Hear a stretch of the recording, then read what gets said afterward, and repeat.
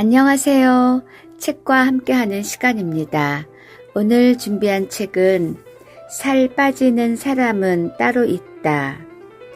다이어트 전문 한의사 강신익 지음입니다. 다시는 살 찌지 않는 몸을 만들고 싶다면 살 빠지는 습관을 익혀라. 비만은 생활 습관병이다. 살을 뺄 때 가장 중요한 것은 하루 동안 해야 하는 운동량이나 먹어야 하는 음식의 칼로리 계산이 아니라 자신이 어떤 생활 습관을 갖고 있는지 파악하는 것이다. 항상 바쁘게 움직인다고 하지만 막상 엉덩이 떼고 온 몸을 움직이는 것이 몇 번이나 되는가? 먹은 것도 없는데 살이 찐다고 하지만 배 속에서 꼬르륵 소리가 날 정도로 안 먹은 적이 있는가? 자신의 생활 습관을 객관적으로 살펴보자. 그 속에 살 빠지는 답이 있다. 차례, 서문, 비만은 생활 습관병이다. 1장, 살찌는 사람은 따로 있다. 할수록 살이 찌는 이상한 다이어트. 다이어트를 제대로 하고 있다는 착각. 살이 빠지는 사람, 살이 안 빠지는 사람. 지금 내 몸은 지방 폭주 상태. 요요를 부르는 다이어트 내성. 2장, 알아보자. 살 빠지는 다이어트 상식. 진짜 다이어트에는 부작용이 없다. 채소도 많이 먹으면 살이 찐다. 홍삼도 먹으면 살이 찐다. 평소 식사량의 30%로 줄여야 살이 빠진다. 수단과 방법을 가리지 말고 먹는 것을 줄여라. 5끼니를 먹어도 살찌지 않을 수 있다.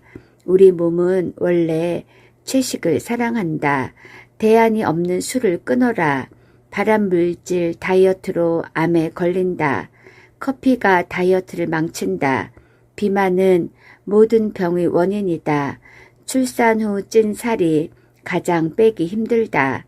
다이어트는 만병통치다. 다이어트 망치는 운동이 있다. 3장, 따라하자.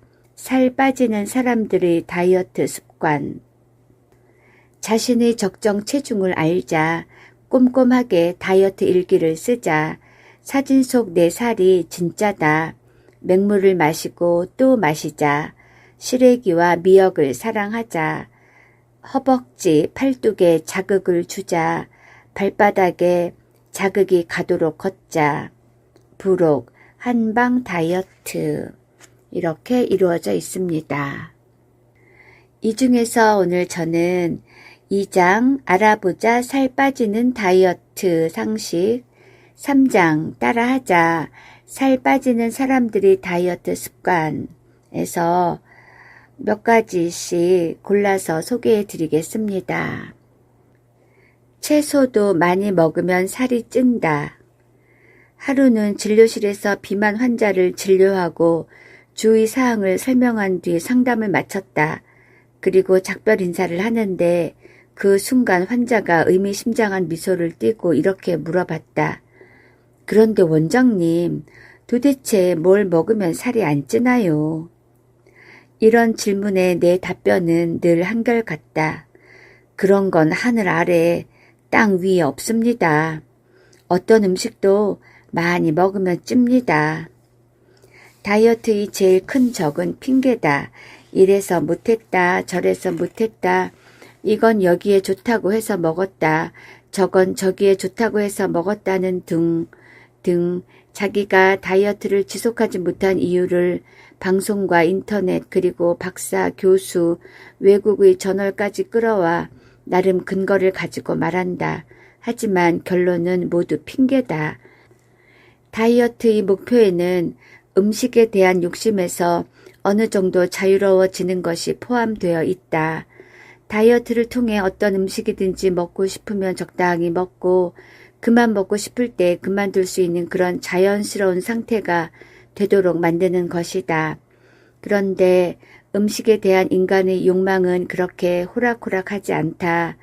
그래서 뭔가 이유와 핑계를 가지고 자기가 먹고 싶은 욕망을 채우려고 노력한다. 이때 가장 흔하게 사용되는 핑계 도구가 칼로리와 당 지수다.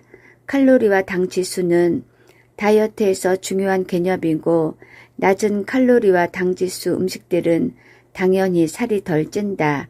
그러나 인간의 관심은 사실 칼로리와 당 지수가 아니다. 많이 먹고도 살이 찌지 않기를 바라는 것이다. 여기서 비극이 시작된다. 많이 먹어도 살이 찌지 않는 것에 집착하게 돼 결국은 많이 먹는 상태를 유지하게 된다. 그 음식 자체는 살이 덜 찔지 모르지만 사람들이 그 음식을 많이 먹는다면 결과는 마찬가지가 된다. 살이 덜 찌는 음식을 먹었다는 마음의 위안은 될지 모르지만 결국 또 많이 먹었으므로 다이어트는 실패하게 된다. 이렇게 사람들을 위로하는 대표적인 음식이 채소다. 섬유질이 풍부하고 각종 비타민과 미네랄이 골고루 들어있어 다이어트 음식으로 더할 나위 없이 훌륭하다. 하지만 이 채소도 너무 많이 먹으면 살이 찐다. 많이 먹는다는 것은 에너지 섭취량을 늘린다는 것 외에 위장의 크기를 늘린다는 의미가 있다. 위장이 늘어나면 궁극적인 식욕은 줄지 않는다. 그렇기 때문에 채소를 많이 먹으면 일시적으로 체중이 감량되는 효과가 있더라도 늘어난 위장의 크기 때문에 결국 언젠가는 요요 현상을 겪게 된다. 이제 뭘 먹으면 살이 안 찌나요? 라고 묻는 것을 그만두자. 무엇이든 먹으면 찌고 안 먹으면 빠지는 것이 기본이다. 먹어도 살이 찌지 않는다거나 먹을수록 살이 빠지는 음식은 있을 수 없다. 평소 식사량의 30%로 줄여야 살이 빠진다.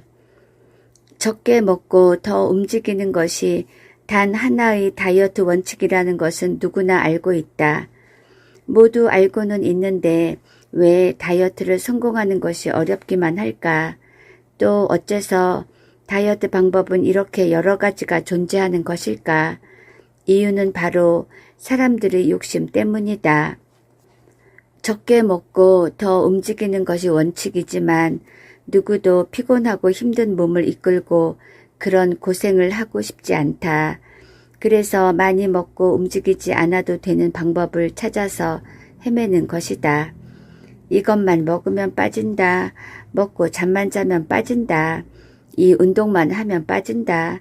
이 비법이면 충분하다 등 각종 다이어트 방법을 수식하는 문구는 모두 이런 사람들의 심리를 파고들어 돈벌이를 하자는 것이다. 어떤 특별한 방법으로 일시적으로 살이 빠질 수는 있지만 결국은 다시 원상복귀되고 만다. 아니 오히려 살이 더 쪄버리는 경우가 더 많다. 다이어트에 성공했다고 하는 방법이나 유행하는 다이어트 방법을 잘 살펴보면 핵심은 한 가지다. 수단과 방법은 달라도 결국은 먹는 것을 줄이는 것이다. 원칙으로 돌아가야 한다. 내가 어떻게 하면 덜 먹을 수 있을까? 내가 어떻게 하면 더 움직일 수 있을까를 고민해야 한다. 힘들지만 자기 생활 습관에서 무엇을 교정해야 이런 상황을 만들 수 있는지를 알아야 성공할 수 있다. 덜 먹기와 더 움직이기는 모두 중요하다. 그래서 어느 것에 비중을 두는가에 따라 식이요법을 중심으로 하는 단식원 스타일과 운동요법을 중심으로 하는 헬스클럽 스타일로 나눠진다. 가장 좋은 방법은 두 가지 다 병행하는 것이다. 하지만 현실적으로 둘 중 하나를 택해야 한다면 나의 오랜 임상 경험에 비춰 더 움직이기보다는 덜 먹기 쪽으로 손을 들겠다. 전문 운동선수가 아닌 이상 운동만으로 살이 빠질 만큼 많은 양의 운동을 하는 것은 무리가 있다. 그리고 아무리 힘들게 움직여도 맛있는 음식을 푸짐하게 한 끼 먹으면 체중은 금세 다시 올라간다. 이에 비해 음식을 조절하는 것은 보다 근본적인 해결 방법이 된다. 요즘 비만이 많은 이유 중 하나는 맛있는 음식이 너무 많기 때문이다. 음식이 맛있어 자꾸만 더 먹다 보면 자기도 모르게 일상적으로 과식을 하게 된다. 과식은 위장을 커지게 하고 위장이 커지면 예전에 과식이라고 생각했던 음식량도 적당하다고 느끼게 된다. 즉, 1회 절대 섭취량이 늘어나게 되는 것이다. 배가 부를 때까지 아무 생각 없이 맛있으니까 먹었는데 다 먹고 보면 실로 엄청난 양을 먹게 되었고 그 결과 체중이 늘게 된다. 이렇게 늘어난 체중을 감량하기 위해 일시적으로 먹는 것을 줄이면 체중이 내려간다. 이에 만족하고 다이어트를 멈추면 체중은 금방 복귀된다. 아마 이 책을 읽는 대부분의 사람들이 겪어봤을 것이다. 그럼 어떻게 해야 몸무게가 복귀되지 않을까? 바로 위장이 완전히 줄어들 때까지 다이어트를 하는 것이다. 위장이 완전히 줄어들 때까지 필요한 시간에 대한 정확한 학문적 자료는 없다. 다만 자궁의 수축을 보고 유추할 수는 있다. 자궁은 자신의 주먹 정도의 크기다. 하지만 출산 직전에는 3kg 정도의 아기가 들어있을 정도로 커졌다가 평균적으로 출산 후 6주가 지나면 정상적인 자궁의 퇴축이 이루어지면서 원래 크기로 돌아간다. 이것이 가능한 이유는 출산 후 자궁 속이 완전히 비기 때문이다. 하지만 위장은 오랜 기간 동안 완전히 비우기가 어렵다. 따라서 자궁 퇴축 속도의 2배 정도의 시간이 필요하다고 본다. 일반적으로 비만 치료의 기본 기간을 12주, 즉 3개월로 정한다. 3개월 정도 지속적으로 소식을 하게 되면 과식에 적응하기 위해 위장이 늘어났던 것처럼 소식에 적응해 위장이 줄어들게 된다. 위장이 줄어들면 적게 먹어도 포만감이 생기고 더 먹고 싶은 식욕도 안 생긴다. 다이어트의 진짜 비밀은 바로 이 위장의 크기를 줄이는 것이다. 이 상태를 빨리 만드는 것이 다이어트에 성공하고 요요가 생기지 않는 가장 좋은 방법이다. 위장의 크기를 줄이기 위해서는 덜 먹는 것이 가장 중요하다. 물론 칼로리가 적게 먹는 것도 필요하지만 음식의 부피와 양을 신경 써서 먹는 것이 더 중요하다. 위장의 크기를 줄이는 방법으로 위밴드 수술과 위절제술이라는 것이 있다. 보통 초고도 비만을 치료하기 위한 최후의 방법으로 선택하는 외과적 수술 방법이다. 개인적으로 권하고 싶지 않은 방법이다. 이는 당장 쉽고 큰 효과는 얻을 수 있지만 스스로 식단을 조절하며 서서히 얻은 결과와는 비교할 수 없다. 또 순식간에 인위적인 조작으로 얻게 된 결과이기 때문에 다시 되돌아갈 가능성이 있다. 그때는 정말 골치 아픈 비만 환자가 된다. 최후의 방법을 써버린 후 다시 돌아간 비만을 어떤 방법으로 치료할 수 있겠는가? 자기의 노력으로 자신을 바꾸었을 때 그것을 진정한 건강이라고 말할 수 있는 것이다. 수단과 방법을 가리지 말고 먹는 것을 줄여라. 앞서 위장의 크기를 줄이기 위해서 음식 섭취량을 줄이는 것이 중요하다고 말했다. 다이어트에서 적게 먹는 것이 중요하다 보니 간혹 일시적으로 식사를 전혀 하지 않는 금식이나 매우 적은 양만 먹는 절식을 해야 하는 경우가 있다. 이때 식사를 하지 않는 것에 부정적인 선입견을 갖는 경우가 많은데 그런 관점보다는 왜 음식을 적게 먹어야 하는지 혹은 굶어야 하는지를 정확히 아는 것이 중요하다.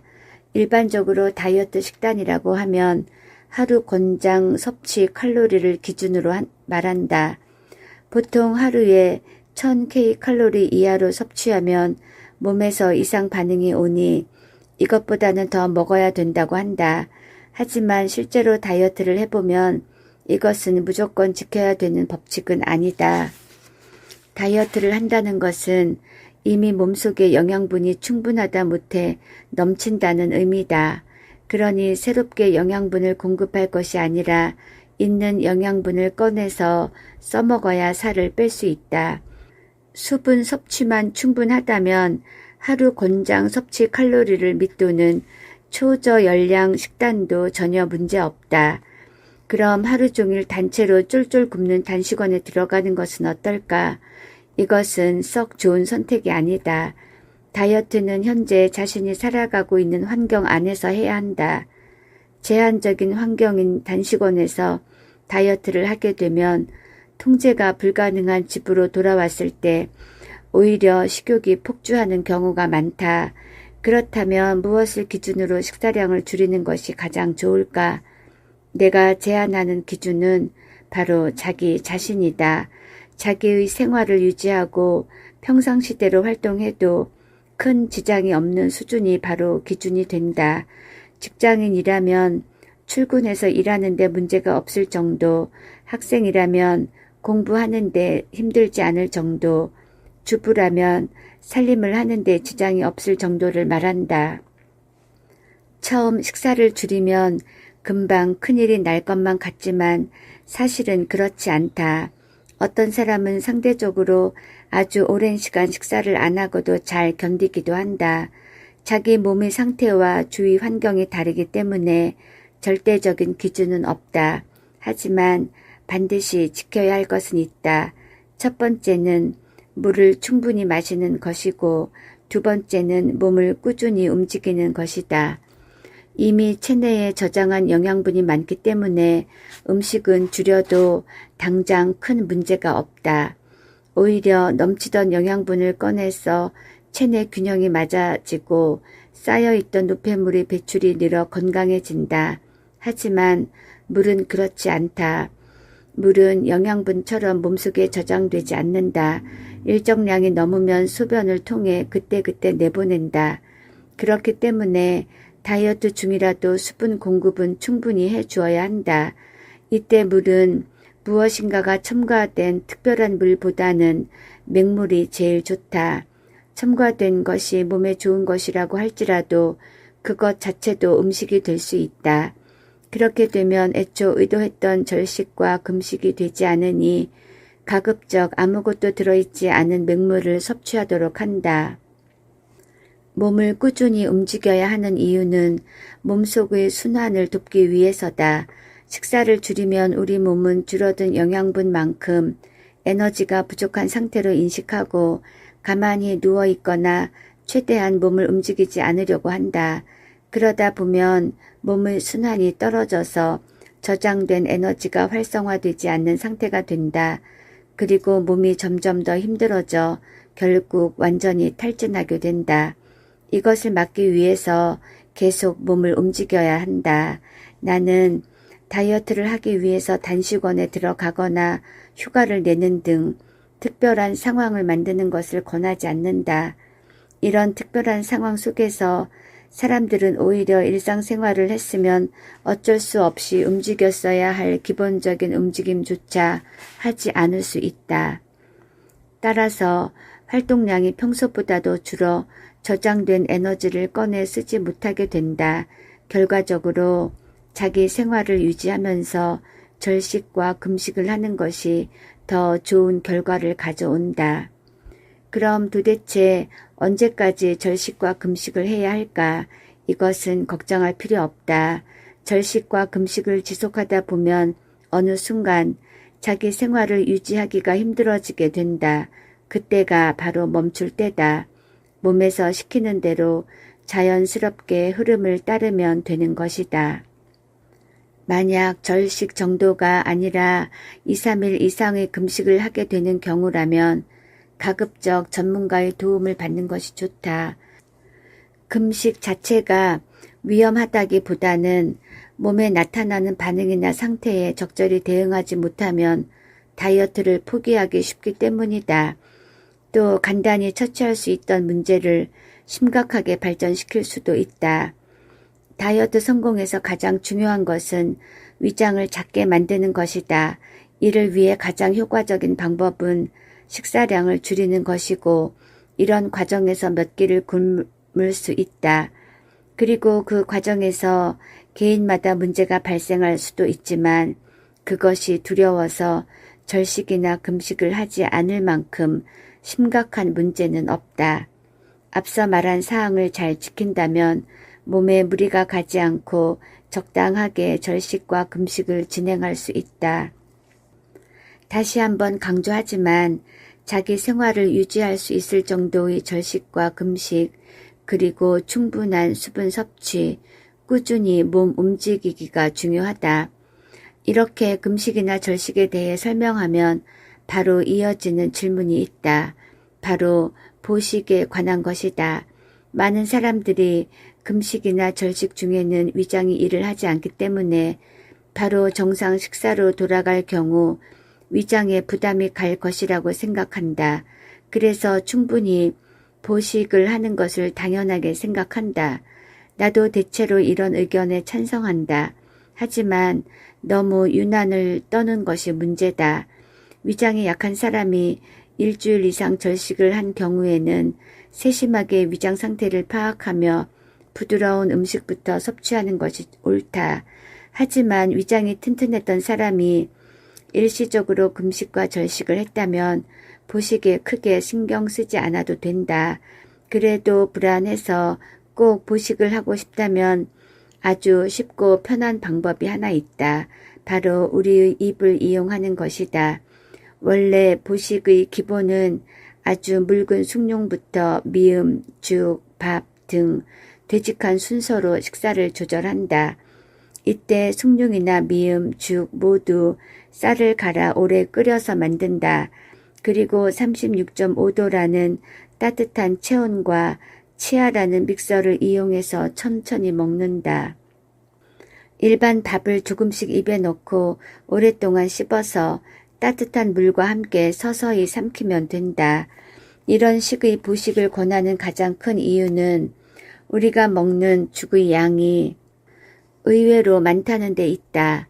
죽 전문점에서 죽을 주문하면 큰 사발에 가득 나온다. 혹 집에서 가족이 만들어주는 경우도 그동안 힘들고 고생했다며 영양분 가득한 좋은 재료를 듬뿍 넣어 한 사발 가득 담아준다. 이 죽 한 사발을 먹기 전 생각해야 할 것이 있다. 그동안 왜 힘들게 절식을 했는가? 위장의 크기를 줄이기 위해서였다. 그런데 간신히 줄어든 위장에 죽을 한 사발씩 들이붓는다면 다시 위장이 늘어나게 되는 것이다. 그래서 보식하다가 살이 더 찌는 경우도 종종 있다. 그러니 보식을 해야 하는 경우에는 다음과 같이 하자. 첫째, 위를 보호하기 위해 너무 자극적인 것은 피한다. 특히 매운 음식을 조심해야 한다. 둘째, 아주 적은 양으로 시작해서 양을 서서히 늘려간다.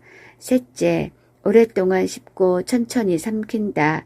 이것만 지키면 죽과 같이 특별한 음식으로 보식할 필요 없이 일반식으로도 충분히 보식을 할 수 있다. 비만은 모든 병의 원인이다. 요즘 고혈압과 당뇨병 환자를 주변에서 쉽게 볼 수 있다.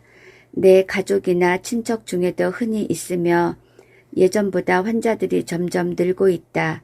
생활 환경이 변했기 때문이기도 하지만 평균 수명이 길어지면서 하나의 노화 현상으로 증가하고 있는 것이다. 특별한 유발 질환이 없는 일반적인 고혈압과 당뇨병은 비만과 관계가 깊다. 살이 찐다는 것은 피하지방이 쌓인다는 의미다. 이렇게 쌓인 피하지방은 혈관을 압박해 체내 압력을 상승시키며 이는 말초로 갈수록 심해진다. 이런 과정은 고혈압과 혈액순환 장애를 유발하게 된다. 그리고 주로 살찐 사람들의 특징인 과도한 당분 섭취 역시 혈당이 급격하게 오르게 만들어 인슐린이 과다하게 분비되고 이로 인해 오히려 인슐린 수용체의 민감도는 떨어지게 된다. 결과적으로 인슐린이 충분히 나오는데도 혈당이 높아지는 당뇨병에 걸리게 된다. 혈압약과 당뇨약은 복용을 하면 바로 혈압을 떨어뜨리고 혈당을 낮춰주기 때문에 약만 먹으면 문제가 없어지는 줄 알고 방심하는 경우가 많다. 하지만 중요한 것은 당장 지금의 혈압과 혈당 수치가 아니다. 이 병들의 특징은 아주 오랜 기간 동안 혈관을 지속적으로 자극한다는 것이다. 이는 결국 혈관의 노화를 초래해서 동맥경화, 심장병, 중풍, 치매, 시력 상실 등 심각한 2차 질병을 유발한다. 그래서 먼 미래를 위해 지금부터 미리 대비해야 되는 것이다. 지금 당장 약으로 조절된다고 마음을 놓아서는 안 된다. 고혈압과 당뇨병이 있는 경우 몸이 비만하다면 체중을 줄이는 것이 가장 먼저다. 실제로 체중을 감량한 후 오래된 고혈압과 당뇨병이 호전된 경우가 많다. 이런 경우 약을 끊고도 정상적인 혈압과 혈당을 유지하게 된다. 그럼에도 체중 감량이 몸에 무리를 준다며 살을 빼는 것을 주저하는 경우를 흔히 볼 수 있다. 만약 내가 뚱뚱하고 혈압약과 당뇨약을 복용하고 있음에도 주치의가 체중 감량에 대해서 내게 주의를 주지 않는다면 그 의사는 직무를 유기하는 것이다. 그냥 살 빼는 것이 건강에 좋아요 하고 대충 얘기한다고 살을 빼는 환자는 별로 없다. 살을 뺄 수 있도록 정확하게 앞으로 일어날 일을 설명하고 때로는 혹독하게 혼을 내고 야단치기도 해야 한다. 이런 의사를 주치의로 두었다면 고마운 의사로 생각하고 자신의 몸을 맡겨도 된다. 하지만 별다른 설명 없이 약만 주고 한 달 후에 봅시다 라고 한다면 지금 당장 다른 병원으로 옮겨야 한다. 물론 오로지 체중 감량만으로 고혈압과 당뇨병을 모두 고칠 수는 없다. 다른 부분들도 충분히 감안하고 치료해야 한다. 다만 모든 치료에 앞서 체중 감량이 기본이라는 것이다. 고혈압의 경우에는 살을 빼도 처음에는 별다른 반응이 없다.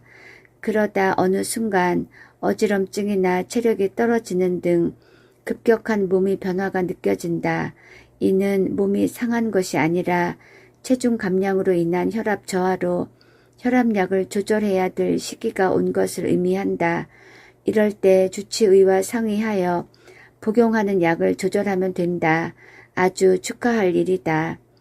당뇨병의 경우에는 고혈압보다 조금 더 주의하며 살을 빼야 한다.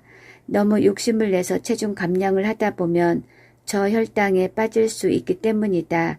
특히 당뇨로 인슐린을 투여하는 환자의 경우에는 체중 감량으로 급격한 저혈당에 빠질 수 있기 때문에 반드시 전문가의 관리 아래 체중 감량을 하는 것이 좋다. 당뇨 역시 저혈당만 조심하면 체중 감량을 통해 서서히 인슐린 저항성이 좋아지면서 당뇨병으로 인한 혈관 합병증도 줄어든다. 2형 당뇨병의 경우라면 아예 약을 끊을 수 있을 정도로 좋아진다. 고혈압과 당뇨병이 좋아졌다는 것은 단순히 어떤 병이 없어졌다는 것만을 의미하지 않는다. 최악의 질환으로 꼽히는 치매와 중풍, 그리고 각종 혈관 질환으로부터 안녕할 수 있는, 즉 내 삶의 질이 좋아지고 내 미래가 밝아졌다는 것을 의미한다. 다이어트는 만병통치다. 비만 치료를 잘 끝내 건강해지고 예뻐진 환자가 어느 날 물었다. 원장님, 우리 엄마가 연세가 좀 많으신데 살을 뺄 수 있을까요? 다른 환자 한 명은 이렇게 물은 적이 있다. 제 아들이 초등학생인데 좀 뚱뚱해서 걱정이에요. 좋은 방법이 없을까요? 나이가 너무 많거나 너무 어린 경우에는 비만 치료가 어렵다고 생각한다. 비만을 치료한다는 것이 몸에 무리가 간다는 선입견이 있어서 그럴 것이다. 하지만 실제로 비만을 치료하다 보면 나이는 그리 큰 문제가 되지 않는다. 비만이 질병이라는 것을 인식하고 왜 살을 빼야 되는지, 비만이 어떤 문제를 일으키고 있는지 아는 것이 더 중요하다. 내가 치료한 가장 고령의 환자는 80세였다. 일단 80세에도 비만을 치료할 수 있다는 것은 타고난 건강 체질임을 뜻하는 것이다. 그럼에도 이 환자 역시 고혈압, 당뇨, 퇴행성 관절염 같은 지병들이 생겨서 몸이 불편해졌다. 병원에 가면 한 번에 쇼핑백으로 2개 가득 약을 처방받곤 했다. 하지만 이 모든 지병의 근본 원인은 비만이었다. 이렇게 나이가 들어서도 적절한 몸무게 유지를 위한 다이어트가 필요한데 첫 번째 이유는 심혈관 건강을 위해서다. 고혈압과 당뇨병이 가장 위험한 성인병인 것은 다들 알고 있다. 병원에서 안 좋다니까 그런가 보다 하고 약 먹으라니까 먹지만 이것이 왜 얼마나 위험한지는 잘 모르는 경우가 많다. 단순한 고혈압과 고혈당은 그 자체로 당장 큰 문제를 일으키지 않는다. 물론 심각한 고혈압, 고혈당은 아주 위험한 것이지만 대부분의 고혈압과 고혈당은 증상이 없다. 하지만 문제는 이것이 최소 수년에서 수십 년 지속된다는 것이 문제다. 고혈압은 잠시도 쉬지 않고 혈관에 자극을 주기 때문에 혈관의 노화가 다른 사람보다 빠르게 진행되어 동맥경화가 된다. 그리고 동맥경화는 심장병이나 뇌혈관 질환의 원인이 된다. 심장병, 뇌혈관 질환이라고 하면 얼마나 엄청난 질병인지 모를 수 있다. 심장병은 관상동맥 질환이나 대동맥 질환, 심근경색 등을 말하는 것인데 간단하게 설명하면 가슴 하면서 쓰러지며 몇 분 내에 사망할 수 있는 질환이다. 고통을 받는 시간으로 본다면 심장병은 양반이다. 뇌동맥 질환은 중풍이나 치매의 원인이 된다. 이 질병에 걸리면 스스로의 의지로 삶을 살아가지 못한 채 오랜 시간 동안 고통을 받게 된다. 두 번째 이유는 관절 건강을 위해서다. 수명이 길어지면서 이제는 90세까지 사는 것이 아주 드문 일이 아니다. 장수하는 것이 오복 중의 하나이지만 몸이 병들어서 오래 사는 것은 별로 복 받은 일이 아니다. 특히 요즘처럼 국내든 해외든 여행 다니기 좋은 시대에는 더욱 그렇다. 젊어서는 벌어먹고 사느라 또 자식들 키우고 공부시키느라 돈도 시간도 풍족하지 않아서 여행 한번 못 갔는데 이제 좀 살만하니 관절이 말썽이다. 허리, 무릎, 발목, 어깨, 목 등 온몸 구석구석 관절이 아파 잘 걷지도 못하고 조금만 걸어도 힘들어 한다면 돈과 시간이 있어도 의미가 없다. 관절은 한번 노화가 되어 파괴되면 회복이 되지 않는다. 그래서 아껴 쓰는 것이 중요한데 살이 찌면 몸의 움직임 하나하나가 과부하가 되어서 관절이 빨리 부서진다. 그래서 살을 빼는 것이 관절 질환을 예방하는 기본 중의 기본이 되는 것이다. 앞서 말한 80세의 환자는 꾸준히 치료하여 살이 빠졌고 그 결과 하루 당뇨약 한 알, 혈압약 한 알로 처방이 줄었다. 스스로 느끼기에도 몸이 많이 좋아졌다며 어린아이처럼 좋아하던 표정이 아직도 기억난다. 그리고 내가 치료한 가장 어린 환자는 만 4세였다. 보통 이 정도 나이에는 비만이 심하더라도 부모가 살을 빼려는 생각을 하지 않는다. 하지만 이 아이는 식탐이 너무 많아서 음식을 먹는 정도가 지나쳤다. 어린이집에서 다른 아이들 간식을 뺏어 먹기 위해 친구들을 때리기도 할 정도였다. 게다가 아이의 아빠가 유명한 운동선수였기 때문에 부모가 받는 스트레스가 이만저만이 아니었다. 그래서 치료를 시작하게 되었다. 다행히 운동선수를 아빠로 둔 아이의 집안은 식구 전체가 식이요법으로 비만을 치료하는 것에 거부감이 없었다. 아이를 치료할 때는 이렇게 부모의 협조가 매우 중요하다. 그 결과 아이는 비만을 치료하게 되었고 다른 아이들과 먹는 것으로 문제가 생기지 않게 되었다. 물론 만 4세의 비만 치료는 매우 특별한 경우다. 하지만 초등학교 저학년 이상이라면 충분히 스스로 왜 비만 치료를 받아야 하는지 이해할 수 있다. 한창 성장할 아이들은 비만해지면 성장에 방해를 받는다. 또한 호흡기가 약해져 각종 호흡기 질환에 걸릴 가능성이 높다. 이런 호흡기 질환은 뇌의 산소 공급을 방해하기 때문에 집중력에도 문제가 생긴다. 그리고 가장 중요한 것이 3살 버릇 80까지 간다고 하듯이 평생을 좌우할 건강한 몸과 습관이 만들어지는 시기이기 때문에 비만 치료가 꼭 필요하다.